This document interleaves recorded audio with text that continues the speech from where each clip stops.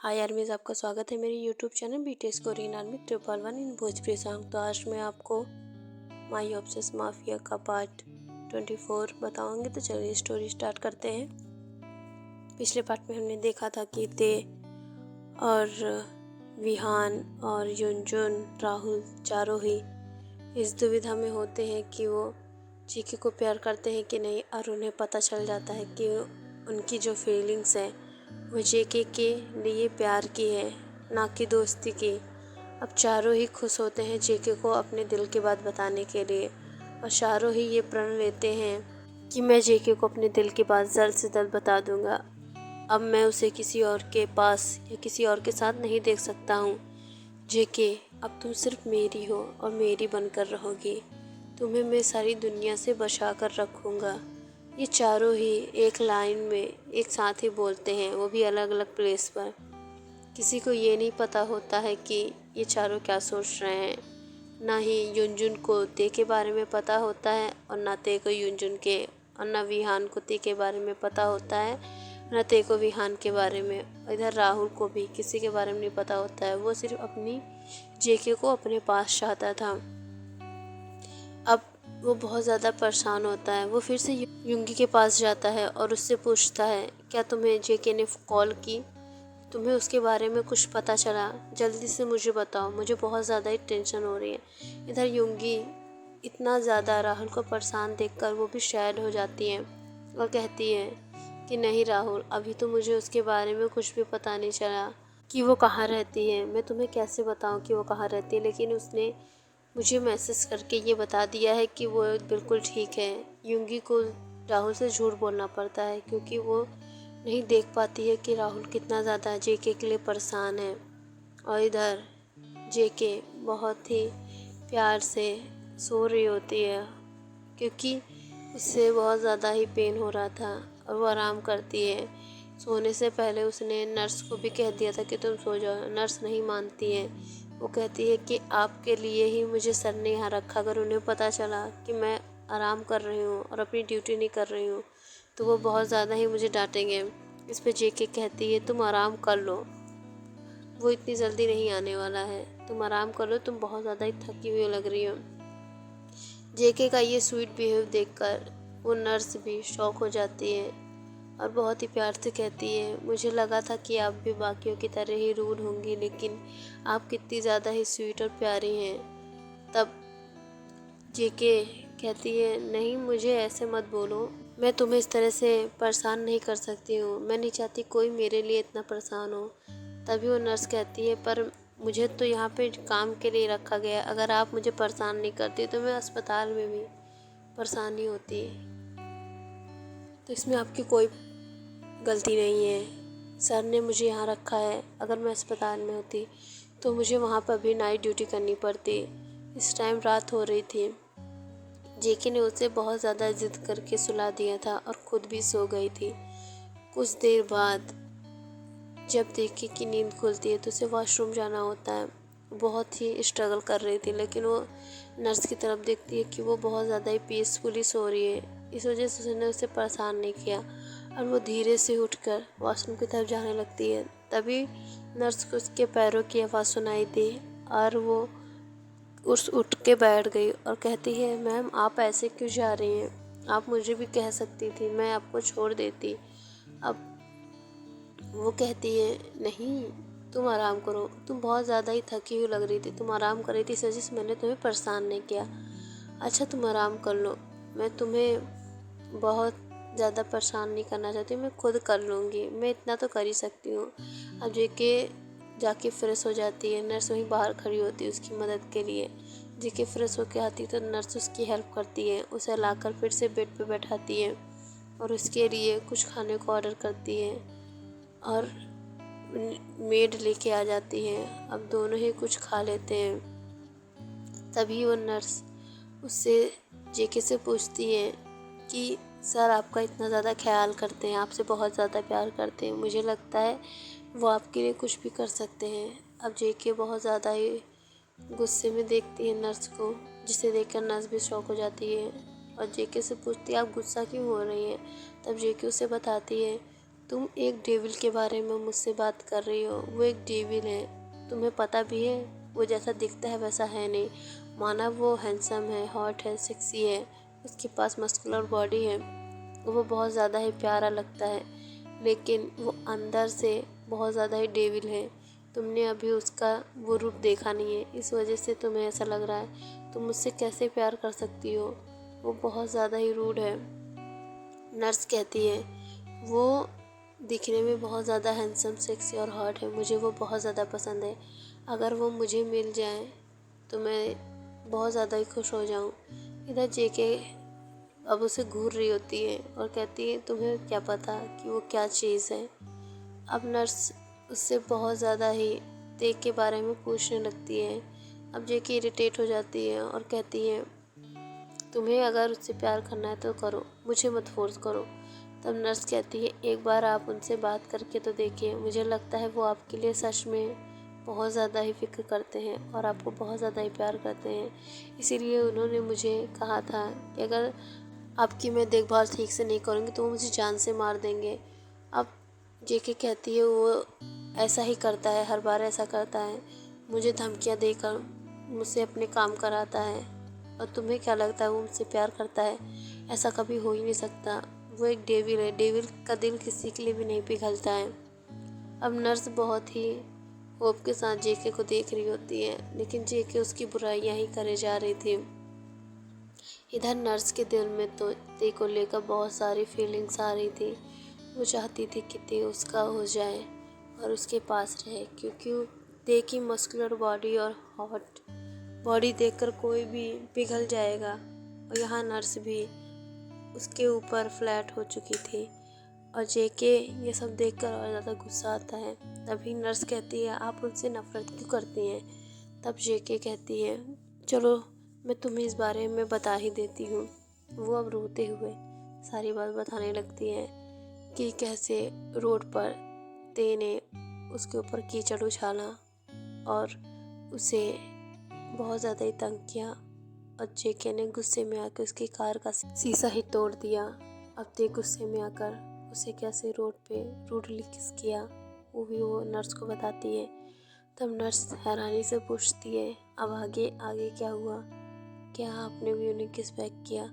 तब जेके गुस्से से कहती है, नहीं, मैं क्यों करूँ उसको। वो गुस्से से अपने एटीट्यूड के साथ अपनी कार लेकर चला गया। और सबसे बड़ी गलती तो मुझसे तब हो गई जब मैं उसकी कंपनी में इंटरव्यू देने चली गई और मैंने इंटरव्यू के साथ एक पेपर भी साइन कर दिया जिसमें लिखा था कि मैं 1 साल तक नौकरी नहीं छोड़ सकती हूँ। अगर मैं छोड़ूंगी तो मुझे करोड़ों रुपए देने होंगे। अब वो नर्स बहुत ही ध्यान से उसकी सारी बातें सुनती हैं और इधर जेके बहुत ही ज़्यादा रोकर वो सारी बात बताती है और जेके उसे सारी बात बताती है कि कैसे आज तक ते उसे टॉर्चर कर रहा है, उसे बार बार किस करता है। नर्स बार बार किस का सुनकर उसे बहुत ज़्यादा ही हॉट फील होता है, बहुत ज़्यादा ही प्यार से जेके को देख रही होती है। तभी जेके कहती है, तुम इतने प्यार से मुझे क्यों देख रही हो? वो किसने मेरे लिए टॉर्चर था। अब नर्स को जेके और भी बातें बताती है कि कैसे ते ने राहुल का एक्सीडेंट किया और उसके बलबूते उसको अपने साथ रखने की कोशिश की।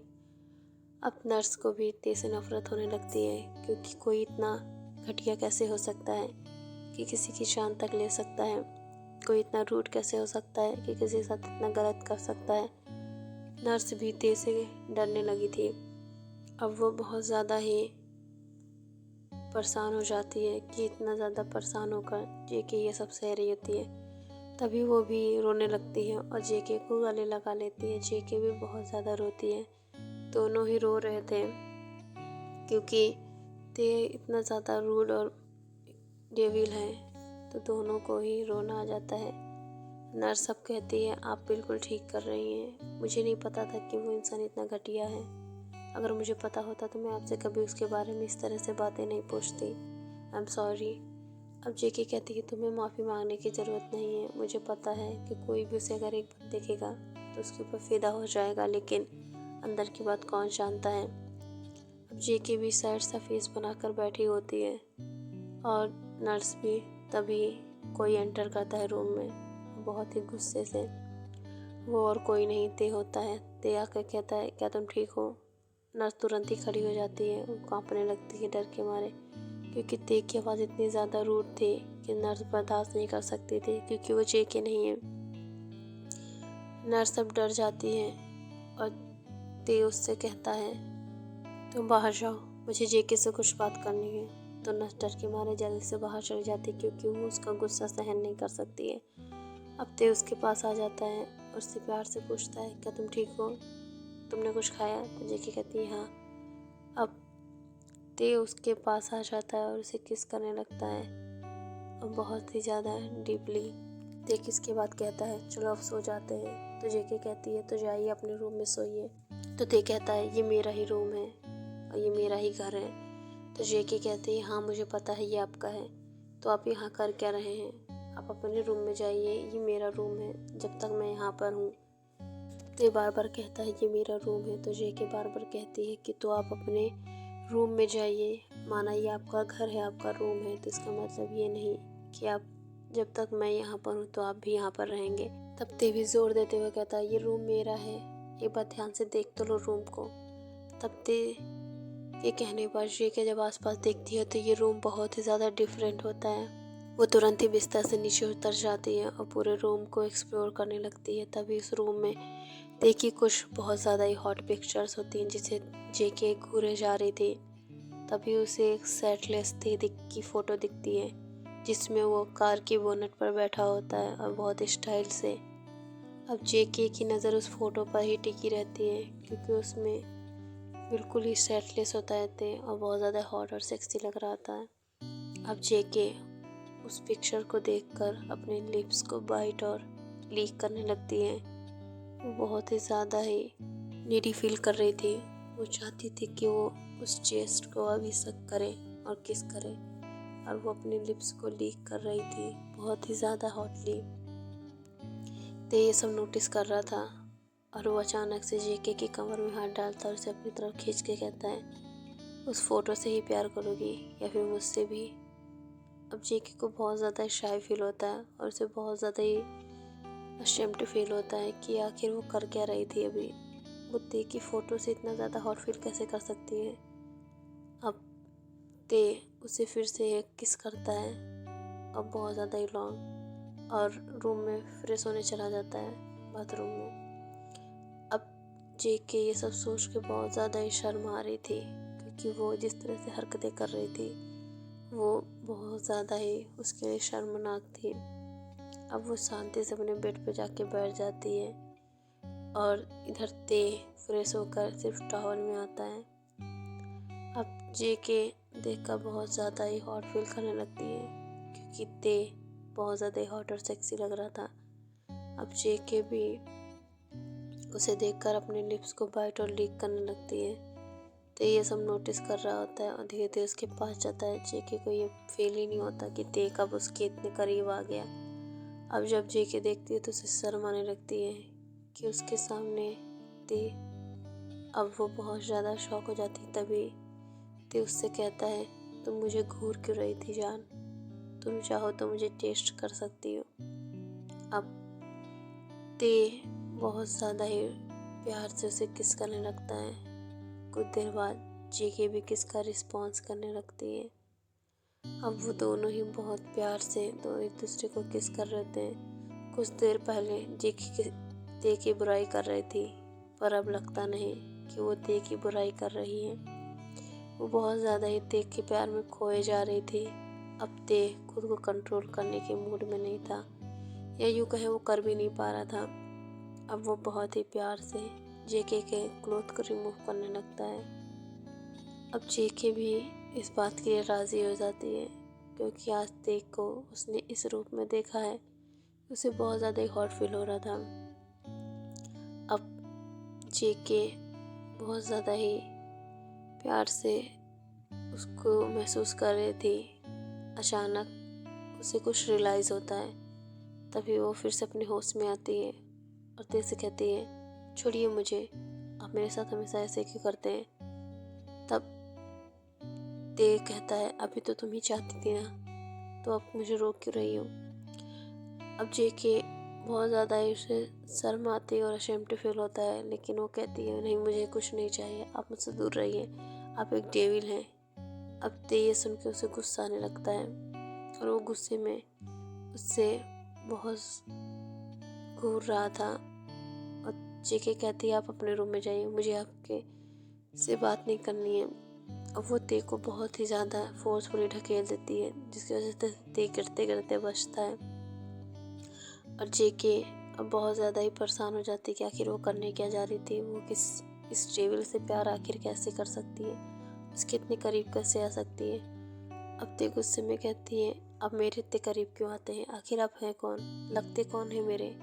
तभी ते बहुत ज़्यादा गुस्से में उसके पास आता है, उसकी चीन को पकड़ते हुए कहता है आई लव यू डैम इट, मैं तुमसे बहुत प्यार करता हूँ, इस वजह से तुम्हारे पास आता हूँ, वरना मुझ पे तो बहुत सारी लड़कियां मरती हैं, लेकिन मैं किसी के पास नहीं जाता। जानती हो क्यों? क्योंकि मैं तुमसे प्यार करता हूँ और किसी और के पास में जाने के बारे में सोच भी नहीं सकता। लेकिन तुम ये बात नहीं समझोगे, तुम कब समझोगे JK, I love you so much, but तुम देव समझ ही नहीं पाती हो कि मैं तुमसे प्यार करता हूँ। आखिर कब समझोगी जेके तुम मेरी बात। अब जेके बहुत शौक हो जाती है और कहती है मैं कोई खिलौना नहीं हूँ जो आप एक बार खेल के मुझे छोड़ देंगे। मैं एक इंसान हूँ, मेरे अंदर फीलिंग है, मैं जानती हूँ आप मुझसे बदला लेने के लिए ये सब कर रहे हैं। मुझे प्रपोज करके फिर आप मुझे धोखा देंगे और मेरे दिल को चकनाचूर करके आप मुझसे दूर चले जाएंगे, लेकिन मैं वैसी लड़की नहीं हूँ, मैं आपकी इन सब बातों में नहीं फंसने वाली हूँ। और ये कह के जेके फिर से रोने लगती है। तो क्या यार, मैं इस पार्ट को मैं एंड करती हूँ, नेक्स्ट पार्ट में जानेंगे कि जेके मानती है या फिर नहीं, तो ये आखिर उसे किस तरह से मनाएगा, अपने प्यार को किस तरह से समझाएगा। ओके बाय यार, मैं इस पार्ट को मैं एंड करती हूँ। और स्टोरी अच्छी लग रही है तो कमेंट कर दीजिएगा। बाय यार मिस।